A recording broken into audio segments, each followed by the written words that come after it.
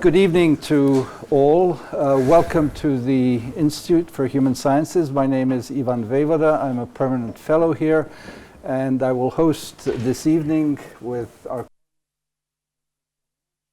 So welcome to our political salon, the first one in this 2019. Christian, as you know, is the foreign editor of Die Presse and has been a pillar of the salons as we have had them.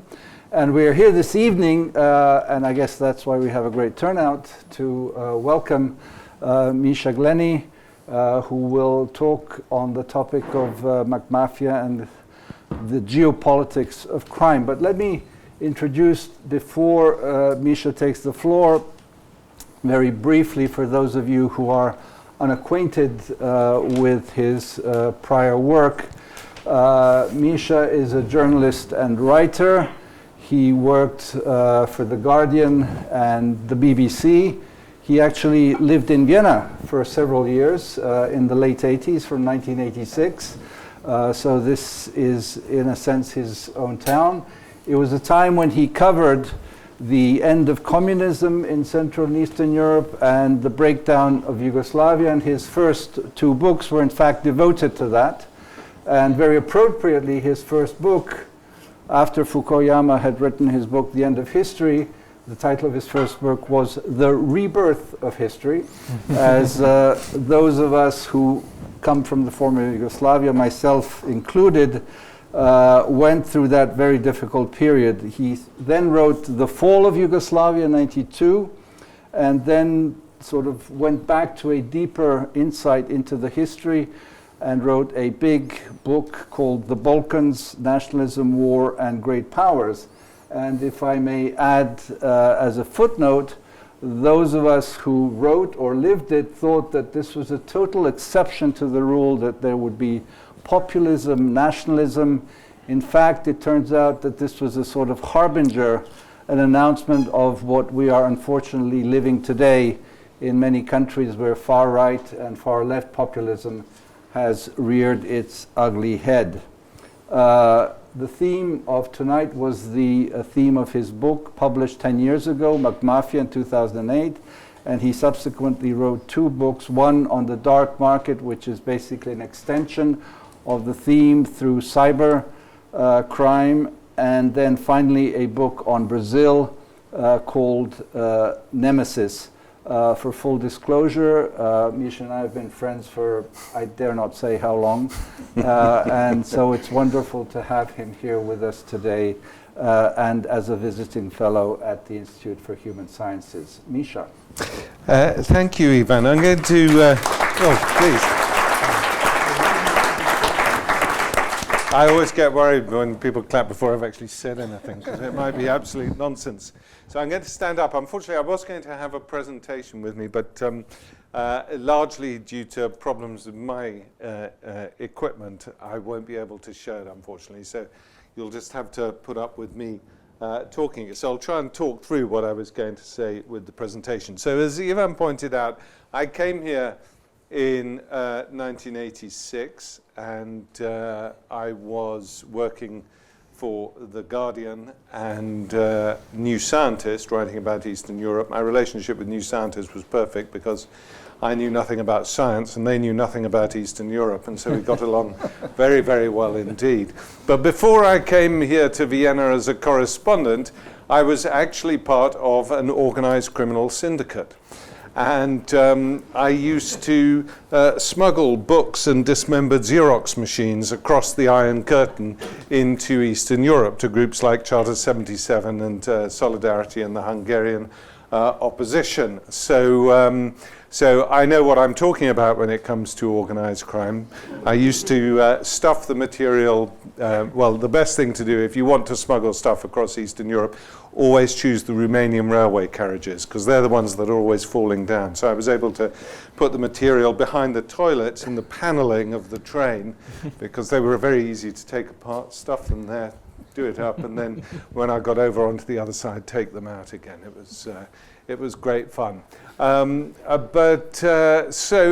when it came to 1989, although by this time I was the BBC's Central Europe correspondent, and so all my political affiliations had fallen away because I was now an objective journalist and nothing else. But I was secretly very, very pleased about 1989, and we were all, let's face it, we were all in feeling a sense of euphoria in 1989, that at last those things we'd been hoping for, the coming together of Europe, was actually going to be realized. But sadly, it was not just the ideology of communism which collapsed in 1989. For a significant number of years, the state also suffered a heart attack in the former Soviet Union and Eastern Europe. And while it was on life support, of course, another big change was taking place. And that was the very dramatic shift from the planned economy of the communist era into the new free market economy of the victorious West. So capitalism was introduced in a very short space of time. The problem is that people in Eastern Europe, they didn't have the regulatory structures required to effect a smooth transition. So, for example, you would have two businessmen from Russia, say at the dawn of capitalism, and one of them would say to the other, look, I want to sell you these widgets for 3 rubles apiece. And the other businessman would say, well, I'd like to buy your widgets, but I'm only going to pay you 2 rubles 50 kopecks for them.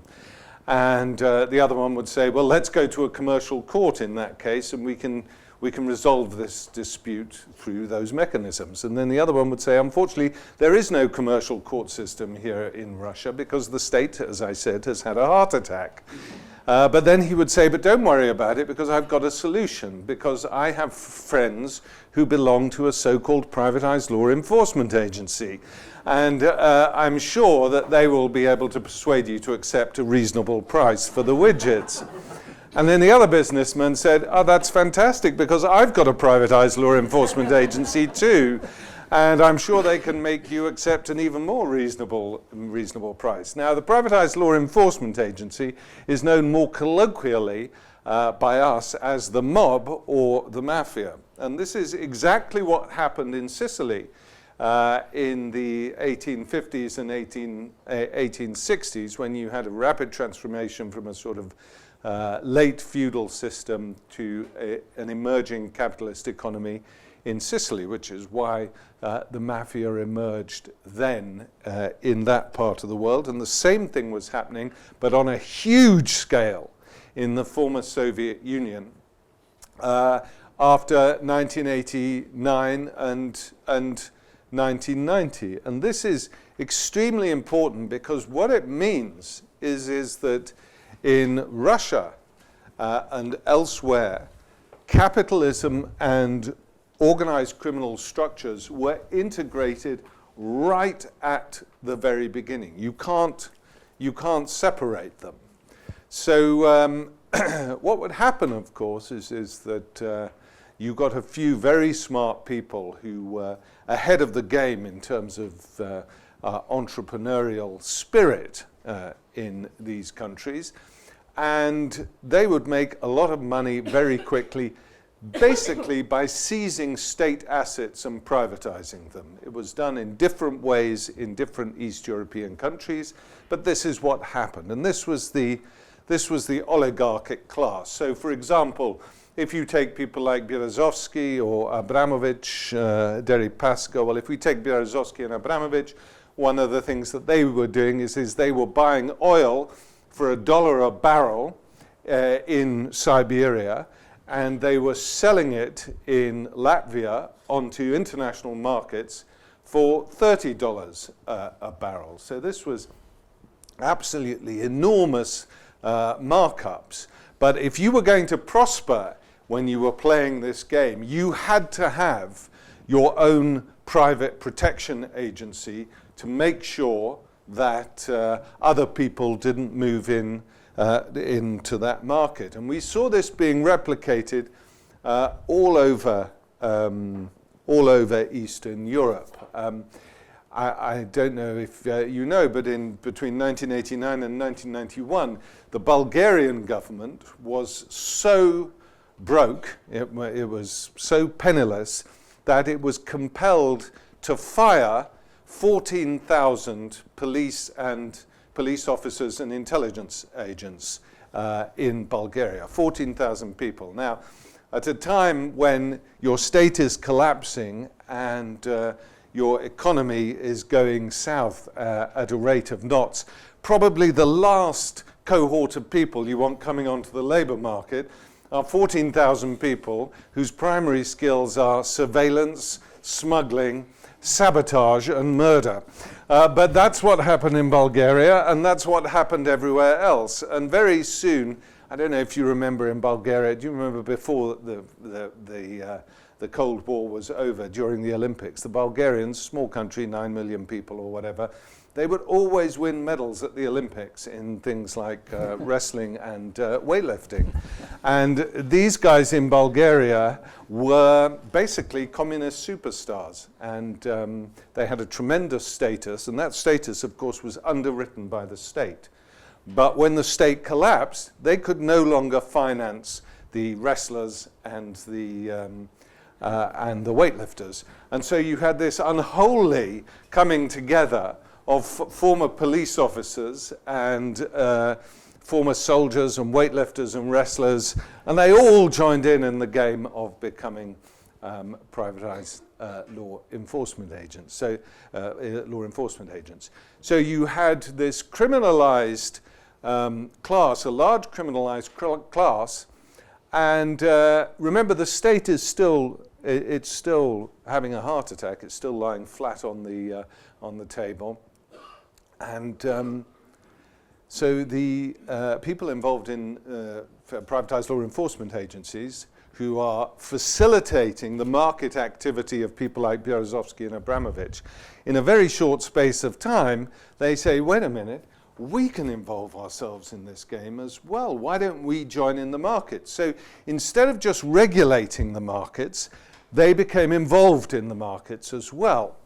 And because the state is not capable at this time of defining what is legal and what is illegal, because it can barely get out of bed in the morning, that means that along with selling food and furniture and whatever it is, aluminium or oil or whatever, they found that they could sell heroin. They could take heroin from Tajikistan using military transporters out of Afghanistan into Tajikistan, then to Moscow. They could take illegally farmed caviar out of the Caspian Sea, take that to Moscow, then on to the restaurants of France and London. And they could start trafficking women for sexual purposes from all over the former Soviet Union. And fairly soon after that, so this was in Russia itself, this was gangster capitalism. It's a very, very important concept, and it was a very dramatic system. There was a lot of violence involved in it. And also, it led to extreme rates of inequality in a very short space of time in Russia. So that in 1998, when you had the financial crash in Russia, the collapse of the ruble, 40% of the Russian population was living under the poverty line. The life expectancy of males in Russia over the first 10 years after 1989 collapsed from the age of 69 to the age of 58. So when it comes a little later on to Putin assuming power and replacing the oligarchs with a network of KGB officers, he was able to build on the fact that gangster capitalism for the bulk of the Russian population was not only frightening because of the levels of violence, but it was frightening because of the degree of insecurity that it created in that society. Anyway, with these goods and services, you had this huge swathe of territory from the Slovene, Austrian, and Italian border in the west to the Chinese-Russian border in the east. You had this huge lawless zone, and in this sort of reverse Silk Road, you were getting all sorts of illicit goods and services being transported. And around this time, another major trauma happens in Eastern Europe, and that is the wars in Yugoslavia. So what happens during the wars in Yugoslavia is that underneath that fog of war, remember that most of the paramilitary organizations like Arkan's people in Serbia, they were made up of people who'd been working in organized criminal syndicates during the 70s and 80s because Yugoslav peoples had access to Western Europe, they could travel and so on. And so you had the return of criminal networks back into Yugoslavia, and they worked as paramilitary people. But I realized that there was something much, much bigger and much more organized than this going on in 2003 when Ivan's old boss and our good friend Zoran Djindjic was murdered in March 2003. Because he was murdered on the order of a man who was nicknamed Legia. And Legia was a former member of the Special Forces working for Milosevic. He was also a very close associate with Belgrade's largest organized crime group, the Zeman clan. Anyway, on the day of Djindjic's murder, Legia disappeared, and he disappeared for 2 years. Later on, he returned to Belgrade and gave himself in, and he was eventually convicted of Djindjic's murder. But the interesting thing is where was he for those 2 years when he went missing? And it turned out subsequently that he was under the protection of a man called Hrvoje Petrac in Croatia, who is the boss of Croatia's largest organized crime group. So this was obviously counterintuitive. What is a Serbian nationalist like Legia doing being protected by Petrac in Croatia? And the answer to that lies in Legia's nickname, which means legionnaire in Serbian and Croatian. And that's because Petrac and Legia were serving together in the 1980s in the French Foreign Legion. And they became very good friends. And what happened when they went back to Yugoslavia and the fog of war came down over that territory is they cooperated. And not only did Croat and Serb organized crime gangs cooperate, but so did Albanians, so did Bosniaks, so did Macedonians, so did Bulgarians, so did Hungarians, so did Greeks. And what they were doing was facilitating the transit of illicit goods and services coming from all over the world, which were straining to get into their largest market. And their largest market, of course, was the European Union, fast on its way to becoming the most powerful and lucrative consumer market in history. And a significant amount of European citizens like to spend some of their leisure, some of their spare cash, sticking 50 € notes up their nose, or sleeping with trafficked women, or smoking untaxed cigarettes. So all of a sudden, you started to get this globalization of organized crime. And there was one thing that those people involved, whether they were from Russia or whether they from Serbia or their new business partners in Colombia or in Afghanistan, there's one thing that they noticed, that there was something else going on in the world at that time. And that was the rise of financial capitalism, which had begun with Margaret Thatcher and Ronald Reagan's decision to supercharge financial capitalism by lifting foreign exchange controls and by introducing the various financial mechanisms with the Big Bang. And all of a sudden, you were able to shift money around the world in amounts and at speeds that no one had ever been able to do before. And this led to an extraordinary economic boom, which turned out later on to be a speculative boom. But nonetheless, these mechanisms were extremely convenient if you wanted to shift money, invest money, without people really being able to monitor it. And London and New York entered into a race to become the financial capital of the world. And both of them started lowering their regulatory standards as a consequence. And so people involved in organized crime realized that there were these fantastic new easy ways of laundering their money. And London, my city, became the primary focus of money laundering in the Western world. The government security minister, Ben Wallace, agreed for the first time this year that something in the region of £90 billion are laundered through the United Kingdom by criminal syndicates every single year. And we know how it's done. It's done through a system primarily called anonymous companies. So you have anonymous companies in places like the Cayman Islands and the British Virgin Islands. And you can set up this company and you can use that company to invest money in London property. And you don't have to tell the British government who the beneficial owner of that company is. So it's something of a little irony, I think, that when we see this government saying that they're determined to take back control all the time by wrecking our economy, by leaving the European Union, at the same time, they still have no idea who the actual owner of 10,000 residential properties, 10,000 in the borough of Westminster alone, owned by anonymous companies. They could be Chinese gambling consortia, they could be Russian mafia, they could be Mexican cartels, they could be dissolute, narcissistic American property developers, they could be arms dealers from France, they could be anyone. But we don't know.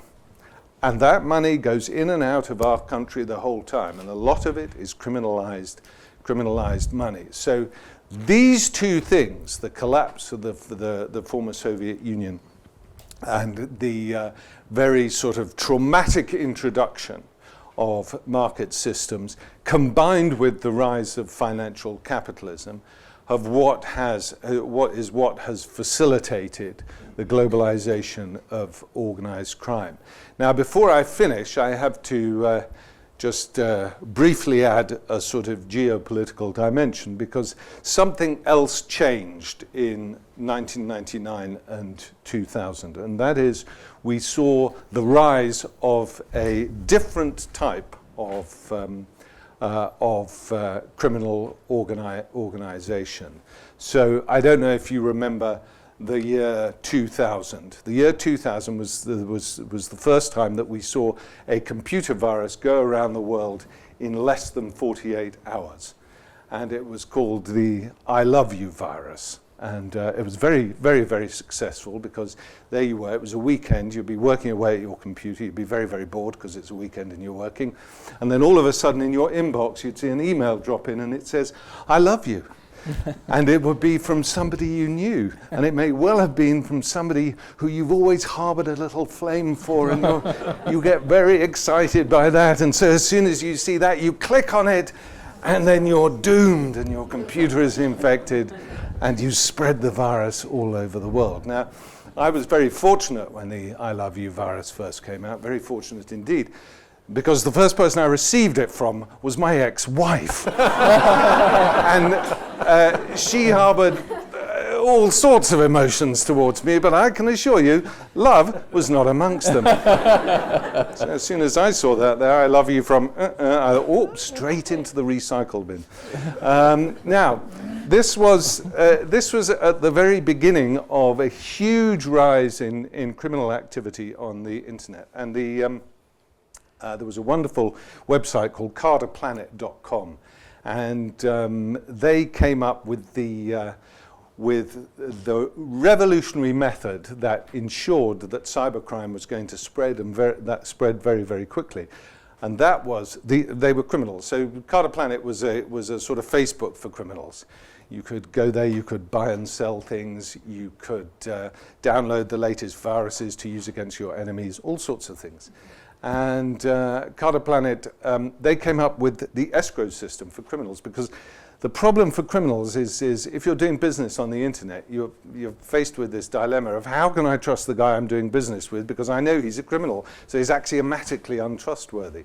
So they came up with this thing called the escrow system. So if you wanted to sell the cloned data of 5,000 credit cards, you would send it to the Carter Planet escrow officer. And then if you wanted to buy those, you would send the money digitally to the escrow officer, and the escrow officer would check the data with his friends in Toronto or Wellington or Rio by sending out some of the credit card data, and they would try it on local ATMs. And then if they worked, they would keep that money as a fee for the escrow system, and then they would release the credit cards to the purchaser and the money to the vendor. And this led to an explosion of cybercrime, and it built up all sorts of networks. Now, what's happened recently is that for 10 years or so, cybercrime was also very important and interesting, because there is a fundamental difference between cybercrime and traditional organized crime, sort of mafia crime. And that is, if you want to be engaged in traditional organized crime, you have to be able to threaten or deploy violence. If you can't use violence, you're not in the game. You can't say. Cybercrime is revolutionary because you don't need to use violence. So you can be, a pimply 15-year-old in Astana in Kazakhstan, stealing money from somebody in LA and cashing it out in Dubai. So what that's done is that it has changed the criminological and sociological profile of people involved in crime if they're doing it through the internet, because you don't need to be a former Bulgarian weightlifter. You can be someone who's very smart, who's young, 12 to 15. That's when they start getting involved, and build up networks all around the world. You can bring down complex systems very easily. You can blackmail people. It's extraordinary. But what we have seen as states become involved in cybercriminal and hacking activity is you start to see, first of all, you've seen a fusion of state-sponsored hacking activity and criminal activity. But also over the past 5 years or so, what you've had is in the traditional organized crime groups, you've had leaders growing up and taking over from their fathers. I use the gender advisedly there. And they happen to be digital natives. And so they understand much better the value of cyber when it comes to traditional organized crime. So there is now not a single area of organized criminal activity, of buying and selling stuff, which doesn't have a significant cyber component to it, whether it's the smuggling of human beings across Europe, or whether it is the very dramatic explosion in the sale of illegal narcotics over the internet. All sorts of things, even things like burglary. People are using drones and that sort of thing to scope out potential victims. So we have come to a situation now where what at first seemed like, just another thing, another sort of bit of material for Hollywood because it's about crime and everyone likes crime. We now see presidents around the world. We can take the president of Russia and we can take the president of the United States, who have numerous links to organized criminal activity. One way or the other. We know that with all of the strong men around the world. But we are also seeing a response to this. We are seeing a variety of people, a variety of organizations, whether they're NGOs like Global Witness, which is one that I'm involved in, or whether it's tenacious tax lawyers, or police officers, or politicians. When McMafia, my television series, came out at the beginning of last year in the United Kingdom, this led to a renewal of the campaign to try and get rid of the anonymous companies. Theresa May's government, although David Cameron was actually, this is the one thing that Cameron did in his prime ministership, which was of value. David Cameron worked very, very hard to try and stop these networks of corruption from penetrating the United Kingdom. Theresa May turns out is less interested in that sort of thing. But nonetheless, we had a big campaign last year when McMafia came out, and thanks to 2 tenacious MPs in Parliament, we finally got legislation through which will eventually lead to the end of anonymous companies and anonymous investing in the United Kingdom, although sadly last week it looks as though Theresa May is again with all the chaos going on with Brexit, she's trying to kick this into the long grass, doubtless in anticipation of Jacob Rees-Mogg's new career after Brexit of an international hedge fund manager. But I speculate. So there are things that can happen. There are things that can change. There is a big struggle going on in the world between those people who say that political corruption, its relationship with organized crime and in some cases big corporate business is unacceptable, and we are going to do something about it. And then you have people like Trump and Putin who are obviously perfectly happy in engaging with this sort of activity. But I think that it is one of the most serious global political issues of the day, not the only one, but one very important one, and one that if we don't win it, it will be much, much harder to do something about that other big social economic issue around the world, which is the rise in wealth inequality, which I think in some respects is at the bottom of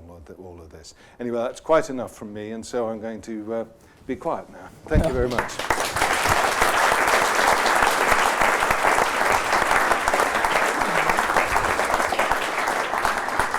Well, thanks a lot for your presentation. I hope you will not be quiet, because I will ask you some questions. I hope that you can answer them. Well, you somehow explained to us the preconditions back in '89 for the rise of organized crime, especially in Russia and in Eastern Europe. And I would like that you could corroborate on one issue that you have touched, because of course there was a change when Putin entered the political stage. He tried obviously to rein in the oligarchs. In your last comments, you have hinted at some links between the political sphere and organized crime. So I would be interested to hear more about those links. What are today the political preconditions for organized crime to flourish and blossom? So when Putin came in, bearing in mind that people in Russia were fed up with gangster capitalism and having a deeply alcoholic president who was completely controlled by Berezovsky and the other oligarchs, he essentially flipped the situation around, whereby the oligarchs had subordinated KGB officers. Almost all of them had senior KGB officers in their entourage. And Putin basically said to them, right, okay, this is how it's going to happen from now on. We will be in control, and you have a choice. You can cooperate with us, which is fine, but then you do what we say, or you can compete with us, and in that case, we will, bring the whole force of the state against you. Some people chose to compete with him and contest him. So Berezovsky, Gusinsky were classic examples. Some decided to cooperate, like Deripaska.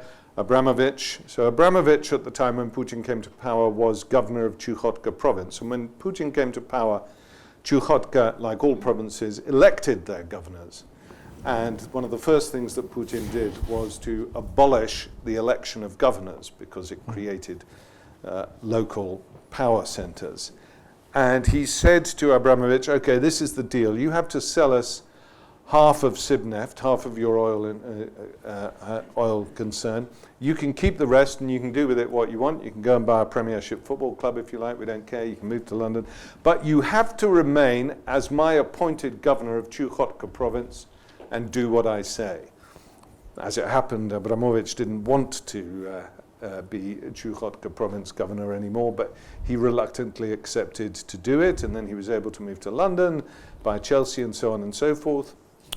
And so you had that flip around of the oligarchs and so on. But is this really organized crime, or are these just wild entrepreneurs in an oligarchic system? So what is your definition of being?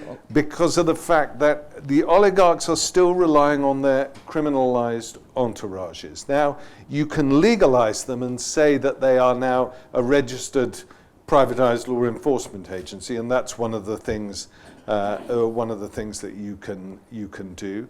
But they are still engaging in a lot of criminal activity, and provided it doesn't interfere with what Putin and his immediate entourage are up to, then that activity is partially tolerated. And we know when it comes to the purchase of Trump's properties in Manhattan and Florida, then known Russian organized crime figures moving between Russia and the United States were involved in these purchases, and the FSB knows exactly what is going on. Now, what the exact link between those organized crime figures like Sater or Felix Sater or like Mogilevich in Russia itself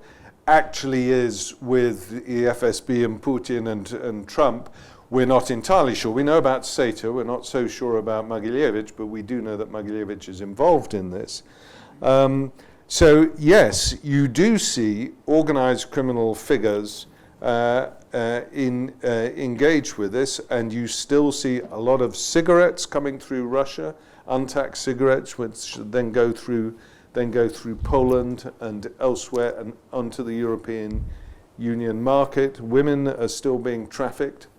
If you could give us an idea where the business lies in organized crime, it obviously has shifted, and there's some sort of a digitalization of organized crime.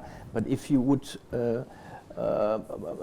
just to give us an estimate of where the money lies in this business, is it still mostly traditional organized crime business like smuggling, or has this changed? If you look at it globally, when you're looking at traditional organized crime, let's take the drugs market, because the drugs market is the single most important for a variety of reasons. First of all, it's one of the biggest, estimated currently at about $500 billion a year worldwide.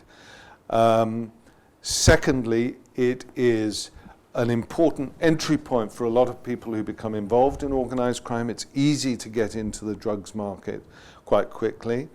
Thirdly, it's controlled by big players. So, the shifting of large amounts of cocaine from Colombia through Brazil over to Europe or through Mexico into the United States requires extremely sophisticated organizations which have to engage in political corruption, the undermining of institutions in Colombia and Brazil, less so when it gets to the European Union or the United States. Why? Because here you're selling your product. Okay. Here you want to be as invisible as possible because the institutions are stronger than they are in Colombia and Brazil. and here is where you get your money. So you don't want public attention, you don't want media attention, you don't want political or are there main gates for those drugs in Europe, or are there gates all over the place? So that there are main gates coming into Europe, primarily Spain and Italy and the Balkans, but also Russia. But things are changing. The illegal narcotics market is absolutely fascinating because things are changing for three reasons. They're changing very fundamentally. First of all, you have the legalization of marijuana across Canada, which is absolutely huge. It's a big game changer. And also, that was last October. States in the United States, one by one, New York is now considering legalizing, and with New York and California, then you've got most of the American market having legal marijuana. The second big game changer is the fact that that last year 72,000 people died of overdoses in the United States, which is absolutely off the scale of the level of victimhood in 100 years on the war on drugs. But the key thing about that is that those spiraling rates of addiction are the consequences of legal pharmaceutical companies' products, OxyContin in particular, made by Purdue Pharma, who are part of the Sackler family empire. This is changing the nature of how you police drugs. In which way is the legalization of marijuana a game changer?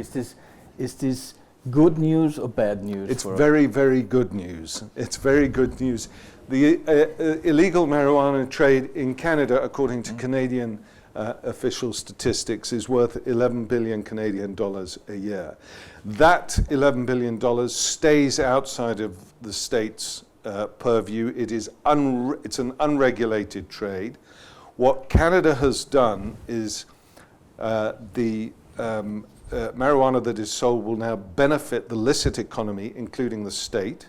So if you take Colorado, where it's been legal for 5 years already, last year Colorado derived $120 million in tax revenue from marijuana, twice as much from what they derived from alcohol.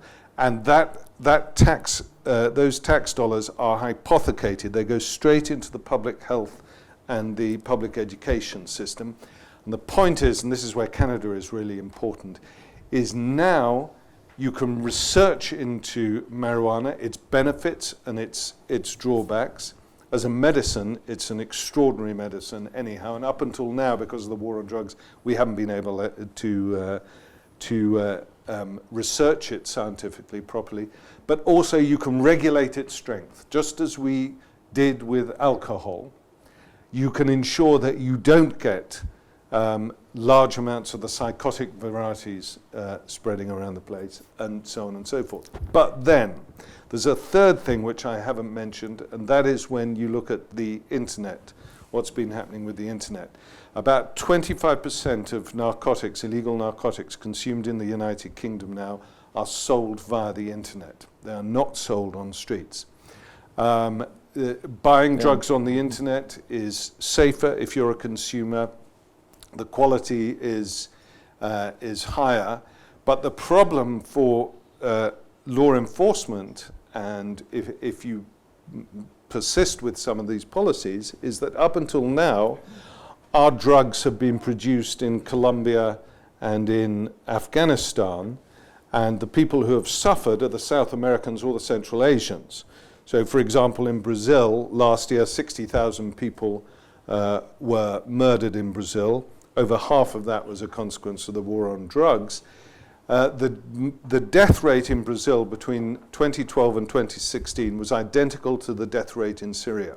But it's not considered a civil war because it's just people arguing about drugs. But it's actually to do with American demand on drugs. And this is sort of, unacceptable morally. But what's happened now is that those drugs that we buy on the internet, on the whole, tend to be produced in Europe. So MDMA, which is ecstasy, which is the widest sold drug in on the internet in Europe, that is all produced in southern Holland, in North Brabant, around the Limburg area. These are vast profits. And law enforcement, which until now has only had to police distribution and consumption, now has to manage production as well. And this is after 10 years of austerity policies because of 2008. And the shift of distribution onto the internet means that police forces have to start employing people who understand the internet and who understand computer technology, and they don't have the resources to do that. So what you're seeing is an extraordinary increase in the ease with which drugs are circulating around Europe, and something has to be done on a policy level to deal with this. At the end of your presentation, you said that it's essential to win this war. Now you've talked about not enough means for police enforcement, about a situation where obviously it's very hard to get an overview of what is happening in cyberspace and in internet. So this makes this job of winning this war very difficult, isn't it? It does, but there are certain policies that you can introduce, like, for example, making transparent the money that flows through your capital and flows through your property. There are certain things that you can introduce which will make it much more difficult for people to launder their money. If you have a rational policy on drugs, there's a lot you can do. We have seen in 2015 the difficulty that Europe faces when it's confronted with a large migration of people. Now, the director of Europol at the time, Rob Wainwright, told me that his officers were investigating 29,000 individuals suspected of being involved in that operation of moving 1 million people from the Maghreb and from Turkey, coming from Central Asia and Syria, into Europe. These are very, very well-oiled machines. Now, you can't deal with that unless you deal with the migration problem. So there are certain aspects of the organized crime culture which are the consequence of policies that aren't working. There are certain aspects of organized crime culture that are to do with policing and how you do the policing. The problem is these are very, very big issues, and they require cooperation on an international level. Now, if you take Brexit, for example, and this is something that I've been saying in the UK, but not many people listen. One of the things we haven't discussed in the UK about Brexit is security policy, and I include policing in that. So, first of all, for the Russians, Brexit is such an easy win, because if Britain leaves the EU, you cut the link between the Five Eyes intelligence services and the intelligence services of the European Union. Not only that, we have to leave Europol on the 30th of March this year. Well, I thought the cooperation and security issues would still go on. Not there. We have to agree it. You know, the European Union is, as we know, a bureaucratic organization. At the moment, as of the 30th of March, British officers leave Europol, they walk out of the desk, and they're locked out of the building. That's the situation. I know, I was in Europol in December, and they made it very clear to me what the situation is. Data transfer. The data transfer is going to be a regulatory nightmare with the United Kingdom when we leave. There are all sorts of areas where we are very, very closely involved, and a lot of them is to do with security. The European arrest warrant, that has to be renegotiated. When we leave the European arrest warrant as well. And I try and remind people in the United Kingdom that several of the people involved in terrorist attacks in the UK would still be in the black hole that is the criminal justice system of Italy, were it not for the European arrest warrant. But you know, for the Brits, the European arrest warrant is only a sovereignty issue and nothing else. It has nothing to do with law enforcement. So there are countless areas where people haven't realized how it's going to impact on us. And if you're going to deal with organized crime, you need smarter policies when it comes to money laundering. You need smarter policies when it comes to drugs and the regulation of some services and goods which are now illicit but maybe need not be illicit. And you need coordination on big policies like immigration and so on. But you know, this is like everything we face in the world, from the environment through artificial intelligence through to the internet and so on. Okay, well, let's open it up to the audience here, and I'll take 3 questions at a time, and do raise your hands, and we'll start right here. Thank you very much, first of all, for your enlightening information you gave to us. Actually, I read your book in 2008 when I was living in Bulgaria and got quite deep into the situation in that country. Therefore, you cannot separate in all the Balkan countries. I also spent many years in other countries. Nowadays, the political structure, organized crime, and business. This is interlinked in a way where it is very, very difficult to change it. And intelligence is always in the background. I identified once the 40 richest, it's more than 10 years ago, so the situation certainly changed, 40 richest Bulgarians, and the majority of them had a secret service background. You know, of course, the situation in Varna, where 3 men took over, the Tim group, so-called, and they are still in power, as far as I know. So I would like to get from you some more information on this role of intelligence, former intelligence, present intelligence, particularly in Southeastern Europe, for the organized crime situation. Thank you. Yeah, over there. Those 2.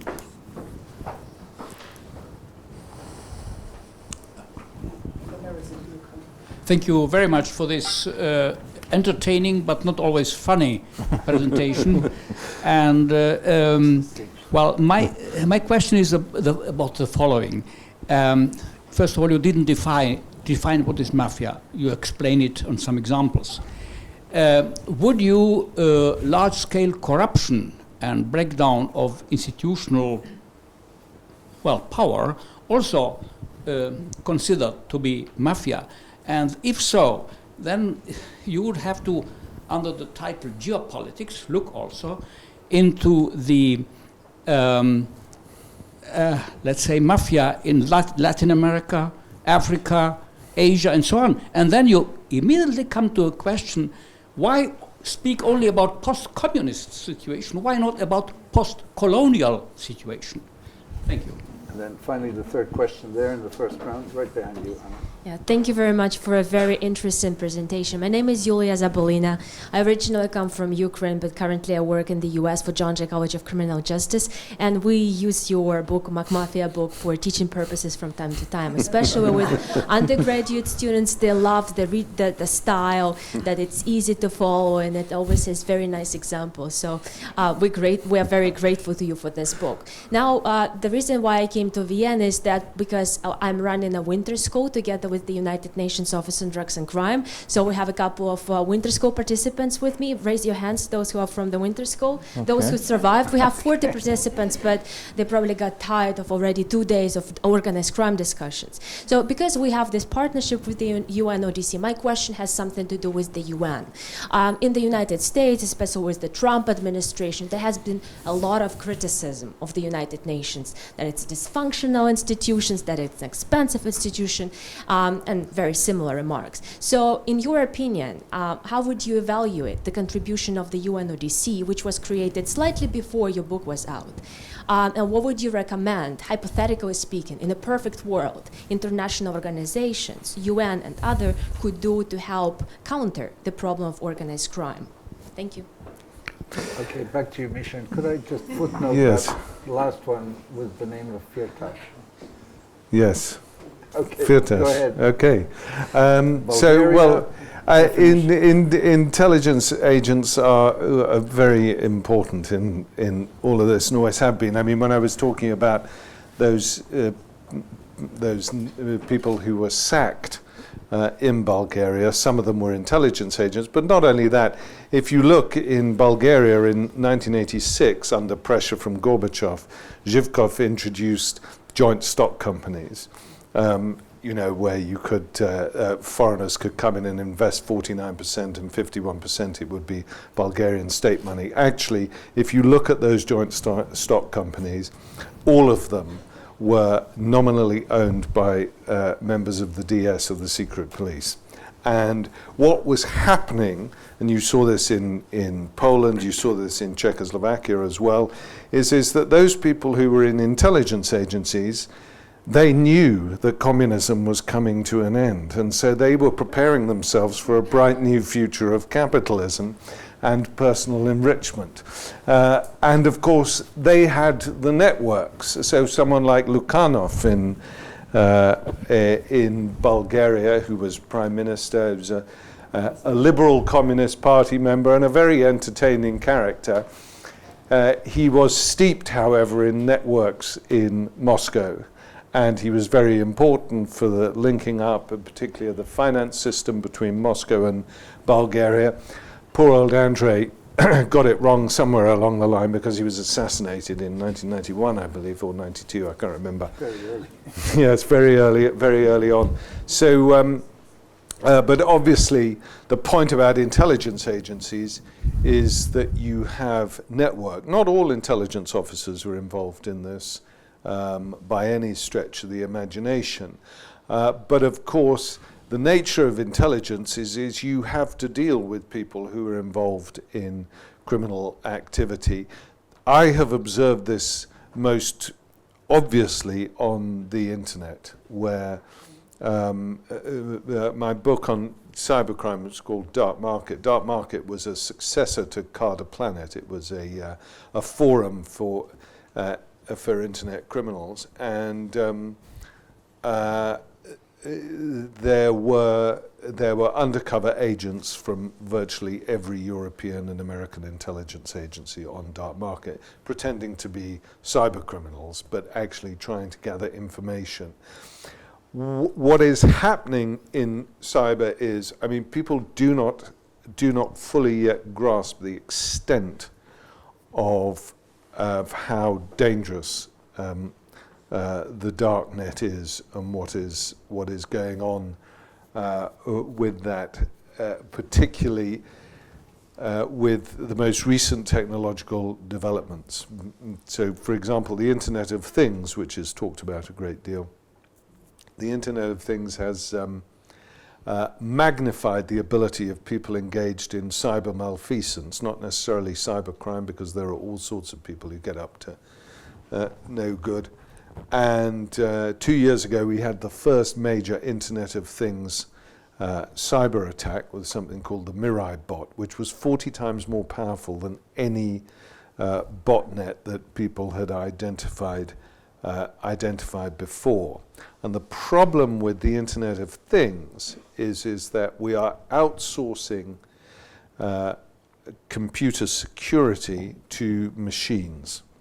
And the issue of machine-to-machine learning and artificial intelligence within the Internet of Things is something which is now really frightening lots of people, whether they're in private security companies or whether they're police or whether they're ordinary users or corporations or whatever. So things are magnifying very, very rapidly. And intelligence agents are deeply involved with all of this, including some of them engaged in criminal activity themselves. The problem about places like Bulgaria is that when corrupt criminal networks put down their roots, they put them down very deeply, and it's extremely difficult to pull them up. The European Union has made more progress than people imagine in mitigating this when it comes to the insistence on the creation of independent criminal justice systems. I know that there are big holes in it. We know what's going on in Romania at the moment, Bulgaria, and so on. But progress has been made. But what people have to understand with anti-corruption programs is this is a matter of decades, not a matter of years. Now, when it comes to the developing world and other parts of the world, in McMafia, I deal with all those places, but I deal with it within the same. What was happening is that there were many markets in the developing world which were closed markets for different reasons, whether it was South Africa, whether it was Brazil, whether it was India, whether it was China. And the phenomenon that you saw in the former Soviet Union was to a degree replicated in those other territories, and they started cooperating. If you look at somewhere like South Africa, for example, after 1994, the sort of generally accepted big media story about South Africa and crime was that it became an incredibly dangerous place and people were being shot and raped and so on and so forth. In fact, more interesting than that was the fact that up until 1994, the police, the policing of South Africa was focused on 15% of the population. So under apartheid, 15% of the population had proper police services. Once you change in 1994, the state has to offer police services to 100% of the population, which it wasn't capable of doing. And it did one or two things. It allowed the emergence of privatized law enforcement agencies like Chubb, like ADT and things like that. And it got the white community to pay for its own policing. So when you go to South Africa, to white areas, they are all policed by private companies and not by the South African Police Service. But the other thing that happened was that they had to withdraw police services from all sorts of areas. Most importantly, the border areas. South Africa has 700 airports, most of them just landing strips. They ceased to be policed because the resources had to go in policing the cities and the urban areas. And what that meant was that South Africa became the hub for organized crime syndicates from all over the world, whether they were Russian, whether they were Chinese, whether they were French, whether they were Italian, whether they were Colombian or Brazilian, whether they were American. They all went to South Africa because South Africa had a first world infrastructure and a third world developing world policing capacity. And so actually the real crime story in South Africa was that this was where all the criminals came and started globalizing and started doing businesses across continents. But underdevelopment and lack of state resources, weak states are often at the heart of where organized crime is able to emerge in terms of production and distribution. But organized crime is also about the developed world because we are the zone of consumption. If it wasn't for us, there wouldn't be any point in growing cocaine because it's we who take the cocaine. And we who are prepared to pay huge amounts of money for it. So one has to look at it as a kind of international business chain and as a rational business where you have a lot of rational actors who have different functions depending on where they are along the chain. And then finally, in terms of the UNODC, I don't know whether it's the same under Trump, but until Trump, the UNODC was the only agency that the United States paid its full whack on time every year on the date that it was required. And that's because there was huge pressure from Congress and from successive presidents to prosecute the war on drugs. And for a long time, the UNODC, in my opinion, was a pretty reactionary organization which basically did the bidding of the Americans and the Europeans in terms of the war on drugs. But I noticed at the time of when I was researching McMafia that certain departments in the UNODC were bringing in researchers who had a much more detailed and nuanced understanding of organized crime and how it worked. And I detected a change in the culture of the UNODC, which really started to look at organized crime in its totality, as opposed to something that one is just prosecuting in order to gain brownie points politically at home. And so I now see it as being moving towards being part of the solution as opposed to being part of the problem. And there are certain other initiatives which the UNODC cooperates with as well. It's now a quite interesting organization. It wasn't always. Okay, let's do a second round. May I insert Sure. a short question? Because I wondered, sifting through your book and knowing that two journalists have been murdered recently for their work, one in Malta, the other one in Slovakia. Have you ever, if I may ask this personal question, have you ever been threatened? Or? I've certainly been threatened. I've been in dangerous situations because one of the points about McMafia and indeed dark market as well is that I insist on talking to people who are engaged in organized crime because otherwise I can't really understand what's going on. But I am quite careful about how I approach those people. You stay polite. I'm very polite, very respectful, and I don't accuse them of being murderers to their face. I use the example of Roberto Saviano, who's a friend of mine who wrote Gomorrah.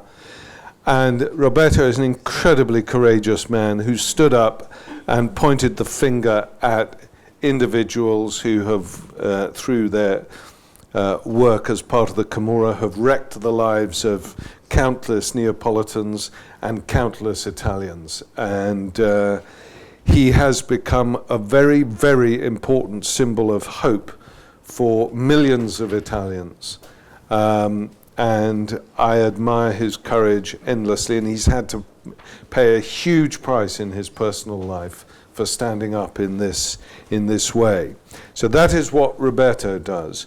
What I do is something slightly different. What I like to do is to try and explain how the world works and why it is working like that. And so I'm slightly less emotional than Roberto in the way that I write, but I also want the reader to be able to look at what I say and decide for themselves who is being immoral and who's not being immoral.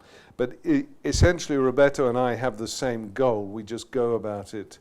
We go about it in different ways. But I have been threatened in Bulgaria, in Montenegro, and elsewhere. But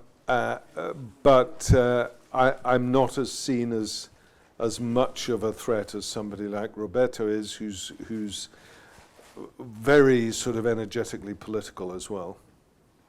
Okay. So there was a question in the back there. I have a question about Jacob Rees-Mogg and his crooked mates and their relationship to private law enforcement. So since 2008, certain virulent strains of extreme free market libertarian thought have become increasingly popular. Anarcho-capitalism, this kind of thing. Even if this presents an exaggerated picture of the views of Jacob Rees-Mogg, Dominic Raab and their like, can these ideals lead to a situation, anything other than the one you describe in Russia in the early 1990s? Okay. Is there another question in the back? Okay, Milan.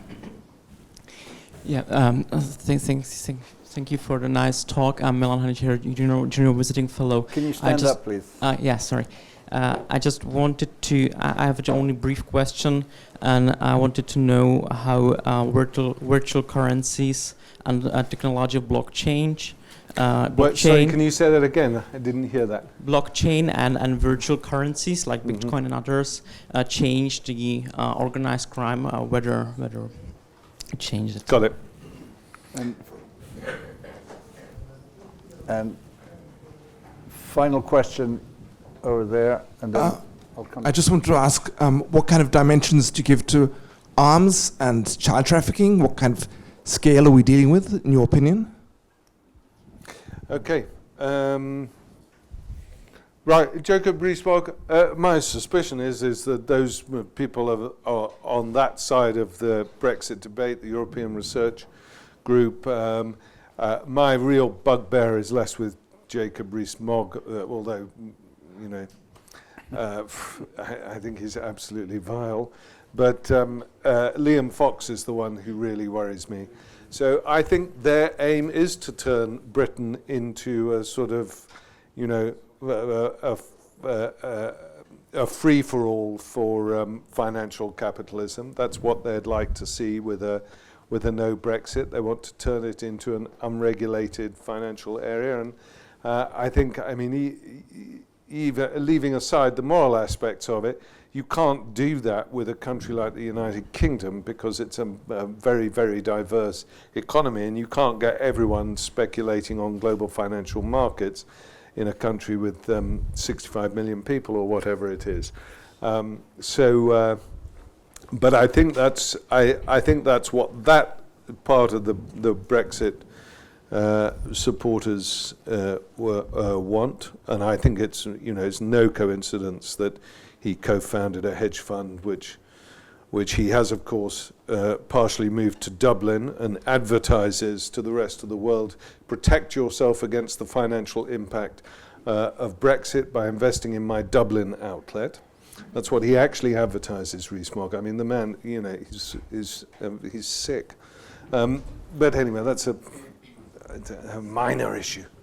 In terms of cryptocurrencies, so cryptocurrencies are not used by criminals as much as people think. Bitcoin is used by criminals, Monero is used by criminals, but the reason why Bitcoin went wild and hit the 20,000 mark per Bitcoin last year was because it was a speculative bubble, and that speculative bubble has since collapsed. In short, I mean, criminals do still use Bitcoin, and although the police have become much better at tracing Bitcoin and who is using it, they haven't entirely solved the issue of attributing who the Bitcoin belongs to, but they're doing quite well on that front. The real interesting thing is not so much the cryptocurrencies, which I don't think are going to challenge fiat currencies myself. Blockchain technology is the really interesting thing, but that has nothing to do with criminality. That has to do with accountability of transactions on the net in general.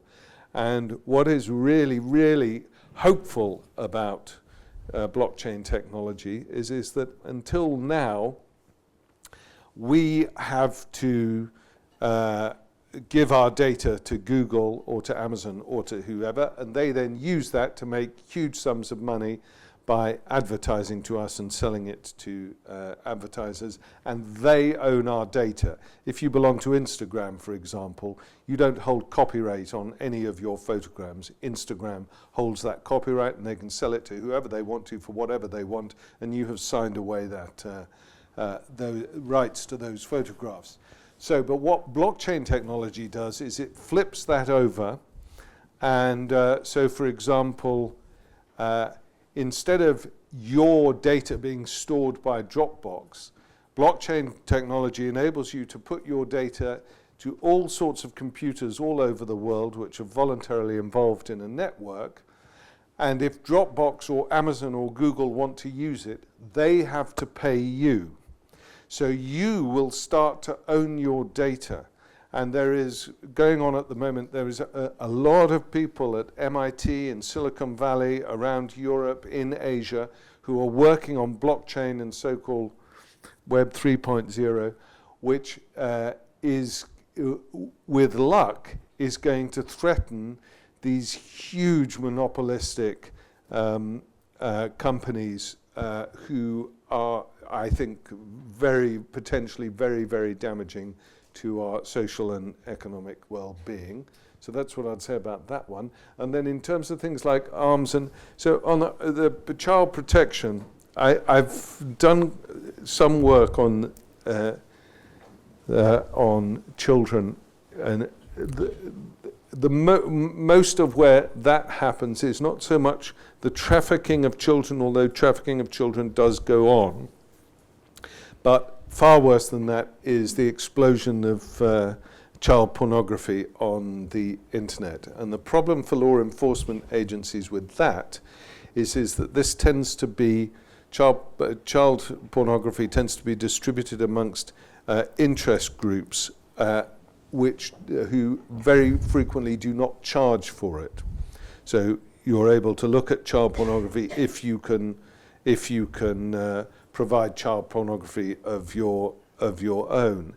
And for law enforcement, this is an extraordinarily difficult area. There is a training ground for law enforcement officers here in Europe, in Germany, near Hoffenheim, where they go through specialist training, both on the use of computers, but also psychological training, because no police officer is allowed to work for longer than 3 years on child online protection issues, because it is too damaging psychologically to the individual officers involved. But of course that means that it's quite difficult building up, accumulating law enforcement capacity. So that is it's a very big problem, and it's quite a widespread problem. In terms of arms, you can buy arms over the internet. I don't know whether you're talking about large-scale arms dealing or whether you're talking about small arms. Small arms you can buy over the internet, but most European police forces work closely with intelligence agencies to try and restrict the amount of weapons that are out there and that are accessible. I don't see it as a huge problem in Europe because we put a lot of energy into it, but I do see it as a huge problem in other parts of the world, including the United States. Okay, final very quick round, and we'll start with Luke here. Okay, and there.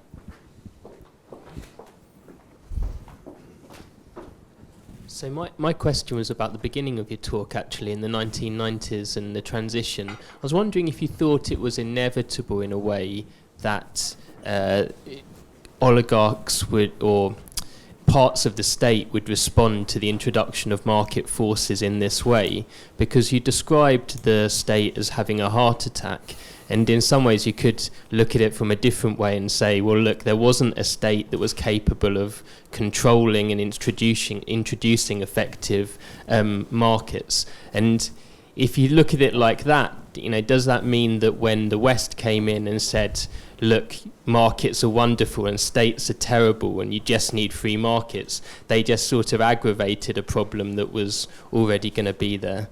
I was just curious to see what you think. Okay, and right there behind. Final question. Yeah, as I understand it, the title from McMafia came because organised crime is essentially mimicking legitimate business and structures. So I'm wondering if you could sort of expand on the depth of that sort of the mirroring of between of legitimate and illegitimate, and whether you think we can use some techniques in legitimate enterprises and actually apply them to illegitimate enterprises as well. Okay, and final question here for the ambassador. Thanks very much. Sean McLeod, UK Ambassador to the OSCE. It's not a question, but I'm of course paid to explain and defend the policies of the British government. With half an hour to go to the Brexit vote, I'm not going to engage on substance or or talk about the challenges, undoubted challenges related to Brexit. Just one very small point just to answer what Misha said. Whatever the challenges of Brexit, the importance of continuing security cooperation is certainly very well recognised. Thank you very much. That was an important point. Misha, final thoughts. Yes. So Luke's question. That's very interesting. Capitalism, if it is to be effective and if it is to be sustainable, needs regulation. We need regulation urgently. We need institutions which are democratic and which hold people accountable for their decisions and their implementation. This is, for me, a sort of sine qua non.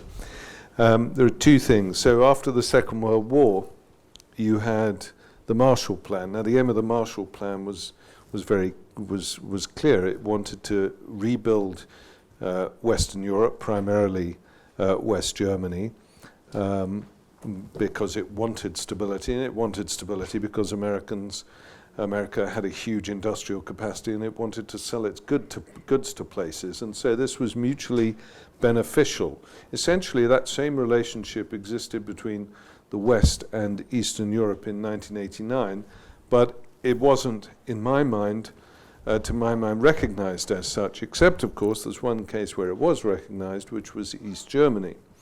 And East Germany, with a lot of money from West Germany and from the European Union, that's one thing that the Germans occasionally forget, is how important the European Union was in stabilizing the one-to-one mark exchange. And that includes all members of the European Union at the time, including countries like Greece. And you don't have you have serious social problems in the GDR, which I don't want to underplay at all, but you don't have the type of organized crime that you see in other East European countries. So there are examples there of how you do it. There was, in my opinion, there was a venality about the West after 1989, particularly when it came to things like the paying back of debts. And I'd like to take the example of Bulgaria here. Bulgaria owed $10 billion, both as a private and debt to governments in 1989. There were discussions about trying to lower this debt repayment, and the West refused. They said, no, we want the money back. And then sanctions were imposed first on the former Yugoslavia, and there were efforts made by sensible people in the UN and elsewhere to allow Bulgaria to transport its perishable goods through its main transit route, which was Serbia, in order to get to the West European markets. And the Americans said no, and so Bulgaria had huge disruption to its exports.